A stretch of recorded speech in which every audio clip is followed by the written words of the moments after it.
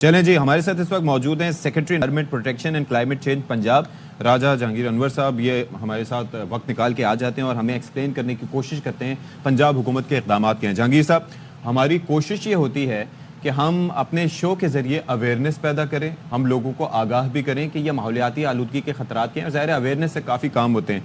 आप ज़रा ये बताइएगा कि सरकारी जो रिपोर्ट आई है इसके ऊपर आपका कमेंट क्या है, क्योंकि हम अक्सर कहते हैं कि जी बड़ा हम एफर्ट कर रहे हैं, लेकिन इस रिपोर्ट में तो यही अंदाज़ा हो रहा है कि कोई कारकर्दगी इतनी खास नहीं है और सारी जिम्मेदारी गाड़ियों के धुएं पर डाल दी है। तो ये गफलत आखिर किसकी है? जी अशफाक साहब, आपका और सदर का बहुत शुक्रिया। आपने बहुत बेहतरीन, बड़ा प्रोफेशनल और बड़ा टेक्निकल इंट्रोडक्शन दी। आप बिल्कुल दुरुस्त फरमाते हैं। आप एक तो मैं यहाँ से शुरू में ही बता दूं कि ज़ाहिर इस तरह की जो सिचुएशन, क्लाइमेटिक चेंज या एनवायरमेंटल हैजर्ड जो या डिजास्टर जो बनता है वो ओवरनाइट नहीं बनता। ये बड़ी कोशिशों से, बड़ी मेहनतों से, कई सालों से हमने मिलकर बनाया है। बिल्कुल। और उसमें वो तमाम सेक्टर्स मौजूद हैं जिसमें हुकूमत का अवलीन जो है ना फेलियर है। उसके बाद जितने भी बाकी सेक्टर है, जैसे अभी आपने गिनवाए भी, इंडस्ट्रियल भी, व्हीकुलर भी, ये हाउसिंग सोसाइटीज भी और जो अनकंट्रोल्ड अर्बन ग्रोथ भी, ये सारा कुछ है। और आपने खुद भी एक सवाल उसके अंदर ही एक जवाब भी था कि कराची तो लाहौर से भी बड़ा है, बल्कि पाकिस्तान का सबसे बड़ा शहर है और वहाँ पे तो ज्यादा आबादी भी ज्यादा और ये सारा कुछ ज्यादा है, तो वहाँ पे क्यों ये फिनोमेना नहीं है? तो अल्हम्दुलिल्लाह, क्योंकि आपने खुद ही उसमें जवाब भी दिया कि इसका विंड फिनोमेना भी एक है। लेकिन आपने बड़ी इंटरेस्टिंग बात और बड़ी इंपॉर्टेंट बात की और बड़ी दुरुस्त बात की कि यहाँ पे जो भी एक्सपर्ट आएगा, या वो व्हीकुलर ट्रैफिक की बात करेगा, या वो स्टबल बर्निंग की बात करेगा, मतलब फसलों की बाकियात को जलाने की बात करेगा, या वो इंडस्ट्री की एमिशंस की बात करेगा। एक चीज लगती है जहांगीर साहब, मुझे ये लगता है कि जब तक हम किसी सोल्यूशन पर उसी वक्त पहुंच सकते हैं जब हम पिन पॉइंट कर सकें कि हाँ जी ये चीज है। मैं कई एक्सपर्ट्स को डिफरेंट टीवी चैनल्स पर सुन रहा होता हूं और देख रहा होता हूं कि हर किसी की राय दूसरे की राय से मुख्तलिफ है, तो there has to be a scientific explanation for that. जी मैं इसमें अशफाक यही बता रहा था आपको कि ये सारे एक्सपर्ट्स जो हैं, ये मैं लफ्ज़ जो ले लगा, ये सारे अखबारी एक्सपर्ट्स हैं जिनकी अपनी कोई तहकीक नहीं है और ना ही हमारे बदकिस्मती से हमारे यहाँ ये कल्चर है तहकीक का।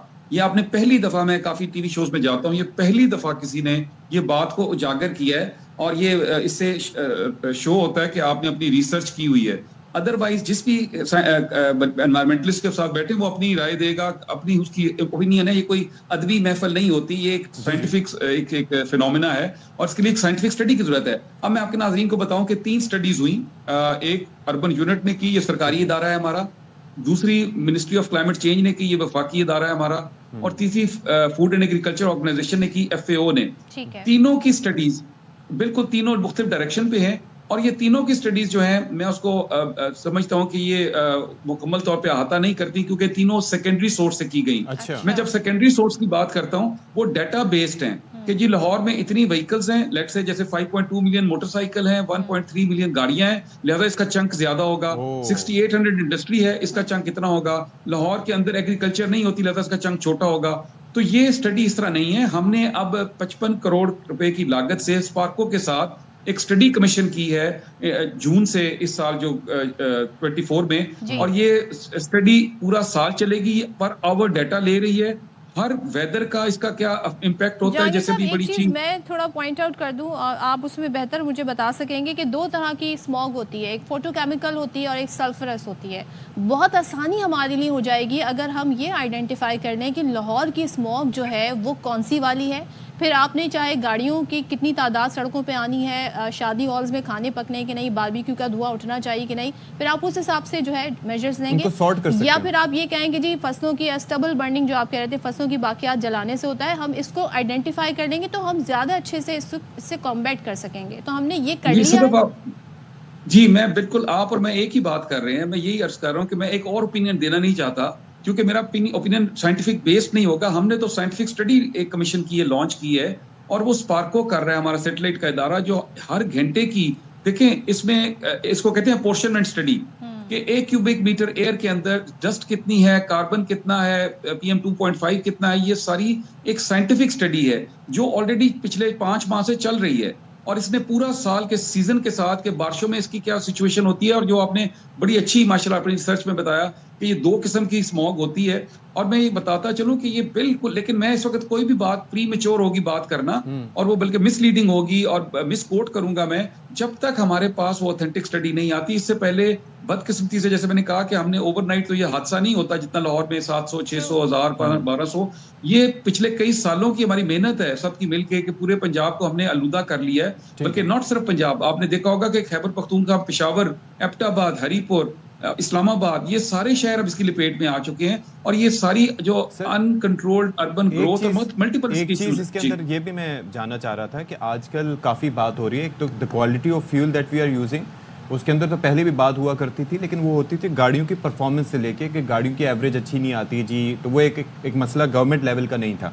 लेकिन उसका इम्पैक्ट आपके उसके ऊपर होता है। कितनी गाड़ियां आपके पास आ रही होती हैं? खैर लाहौर में तो काफ़ी नई गाड़ियां हैं, लेकिन उसके अलावा जो पुरानी गाड़ियां उनमें से कैटलिटिक कन्वर्टर जो होता है वो एमिशन कंट्रोल करता है, उसको निकाल देते हैं कि जी उससे फ्यूल एवरेज सही नहीं होता। एक तो ये मसला। दूसरा ये है कि डिवाइसेस होती है पोर्टेबल, जो कि ये जांच सकती हैं कि एग्जॉस्ट एमिशन गाड़ियों की है क्या।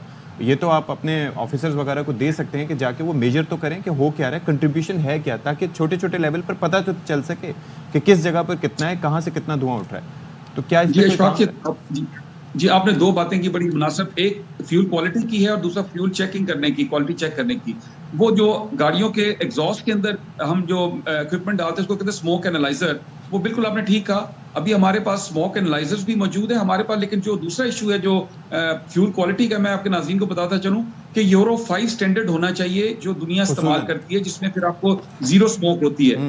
हमारे यहाँ यूरो 2 पे चल रहा है स्टैंडर्ड, और ये बड़ी ही बदकिस्मती है कि हमारी ये ऑयल रिफाइनरीज जो हैं, जो ऑफ कोर्स ये ओगरा इसको देखता है, उसने अपग्रेड करना था अपने आप को यूरो 5 पे, और वो यूरो 2 से आगे नहीं जा सका। और जो आपने कैटालिटिक कन्वर्टर की बात की है, बिल्कुल सही बात है। हम लाहौर में ये नॉट जस्ट के व्हीकल्स के अंदर, जनरेटर्स जो हैं हमारे, उनके अंदर भी कैटालिटिक कन्वर्टर चाहिए, ताकि लाहौर के अंदर हमने कोई तकरीबन 350 के करीब कमर्शियल जनरेटर बंद किए हैं जिनके अंदर कैटालिटिक कन्वर्टर नहीं था। अब ये तो छोटे जनरेटर की बात नहीं कर रहा जो दुकानों के बाहर पड़े होते हैं। ये सारे का सारा जो धुआं, मैं यही अर्ज कर रहा हूँ कि ये सारे का सारा जो सेक्टर है जो जिसने आज हमें इस नहज पे पहुंचा दिया है, ये सारा एक दिन में नहीं हुआ, इसके अंदर हमने सबने रोल प्ले किया है। सर, और इसके अंदर एक चीज ये है कि डिबेट वैसे टेक्निकल हो जाएगी, लेकिन आप माशाल्लाह से इस बारे में अवेयरनेस अच्छी रखते हैं और आपके इल्म है कि वैसे लाहौर के अंदर मैंने तस्करा किया कि वैसे तो गाड़ियां नए मॉडल की हैं, लेकिन ये जो पुरानी बसें जो लॉन्ग रूट पे चलती हैं, अक्सर आपको पता है जीटी रोड पे मोस्टली जो चल रही होती हैं, उसके अंदर 1980s 70s और उसके बाद आगे की टेक्नोलॉजी, और उसके अंदर वो ऐसी भी बसें हैं जो फ्यूल के साथ मोबाइल ऑयल भी बर्न कर रही होती हैं। तो आप सोचें कि वहाँ पर जो अंदर बैठे हुए मुसाफिर भी क्या सफ़र करते होंगे और माहौलियात को उससे भी क्या नुकसान होता होगा। तो उनकी भी ज़रा कोई कुछ नज़र रखकर उस पर भी हो तो फिर पता चले। ट्रांसपोर्ट का महकमे के साथ भी आपको काम करना होगा।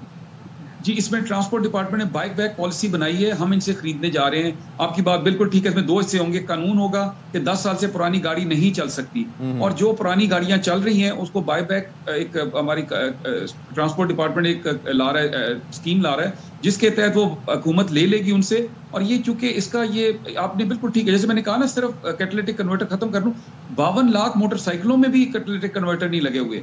ये कैटालिटिक, ये हमारी पुरानी बसों के अलावा या पुरानी वैन्स के अलावा, पुरानी गाड़ियों के अलावा, मोटर बाइक्स में जो आज भी बन रही हैं वहां पे भी नहीं लगे हुए।